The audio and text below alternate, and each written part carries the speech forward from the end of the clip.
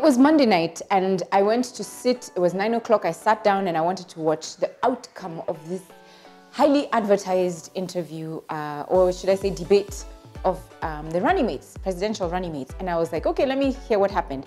And all I heard was lots of complaints. I got bored, you know, listening to all the media houses talking about how these guys didn't show up.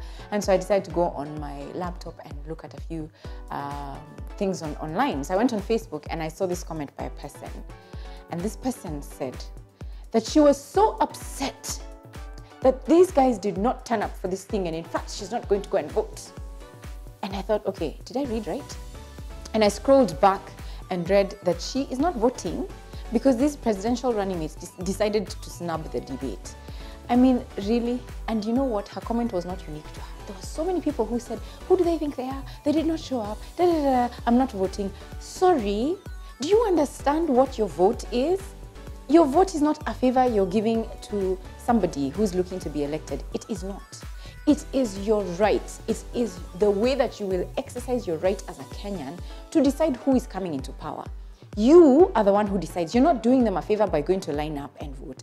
You're doing yourself a favor. Not only that, but excuse me guys, but we need to get to the level where we engage our systems and our structures. Me included. We need to get to the point where we say, hello, my road is impassable. All right? In fact, the investors I heard the other day, oh my gosh, this one is painful. There's people who invested in a property somewhere in this Nairobi, okay? They invest, the property is completed, and there's no road to access that property. So do you know what?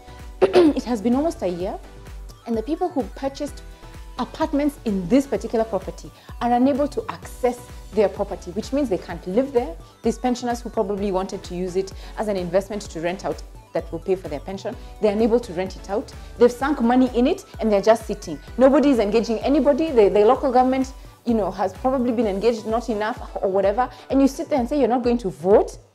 Let me tell you something. The only way this country is going to change and grow to be what we desire it to be, a middle-income an economy that is prosperous, is if you and I take responsibility for what happens.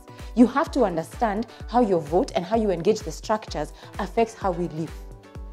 Now, something else I need to help you understand and help me understand is the fact that the reason why countries do well and consistently so is because there's policies that are set up by the governments that are consistent, that are reliable by the people of that nation, that can be used as you determine what your investment cycle is going to be, that can be used as you strategize for your company and decide where are we going for the next 10 years. But if a country is not kept accountable, if leaders are not kept accountable to ensure that they deliver on the things that they promise, do you know what happens? We suffer in the end.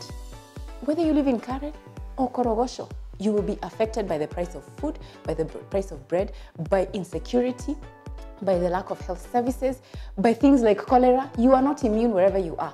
And it's due to issues of policy and issues of leaders that are not doing what they should. So please do not sit there on the 8th of August and say, I am not voting because this guy didn't come to the debate.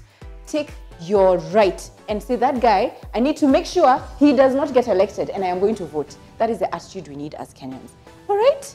Thank you for listening and please subscribe. This is Rina Hicks and you're on MoneyWise, where we create, grow, and preserve.